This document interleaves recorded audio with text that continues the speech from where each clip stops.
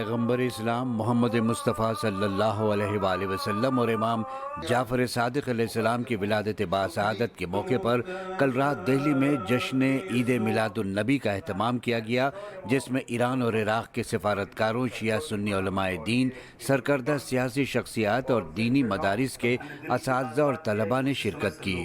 اس نورانی محفل سے خطاب کرتے ہوئے مقررین نے پیغمبر اسلام کی سیرت طیبہ کے مختلف پہلوؤں پر روشنی ڈالی اور کہا کہ پیغمبر اسلام نے صرف مسلمانوں کے درمیان ہی نہیں بلکہ دوسرے اقوام کے درمیان بھی اتحاد کا پیغام دیا تھا۔ نبی کریم علیہ السلام جب مکہ مکرمہ سے مدینہ منورہ تشریف لائے تو آپ نے سب سے پہلے رشتہ وحدت میں لوگوں کو سمویا اور پرویا، اور میثاق مدینہ کے ذریعے یہ بڑا کام کیا۔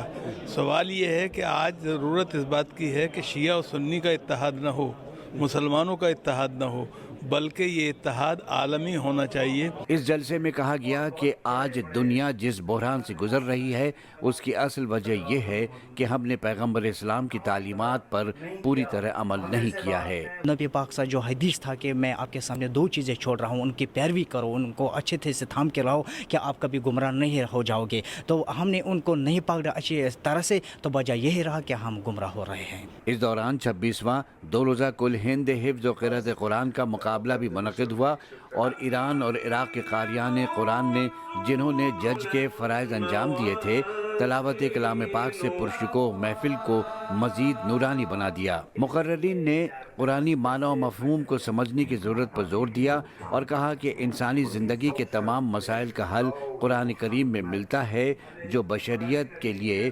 اللہ کا آخری پیغام ہے، اور آج ہر دور سے زیادہ پوری دنیا کو قرآنی تعلیمات کی ضرورت ہے۔ کلام اللہ جو ہے وہ ایک ایسی کتاب ہے جس سے انسان جب پڑھتا ہے اور اس سے محو کلام ہو جاتا ہے تو لگتا ہے کہ اللہ تعالیٰ سے بات کر رہا ہے اور اللہ کے رسول کی سیرت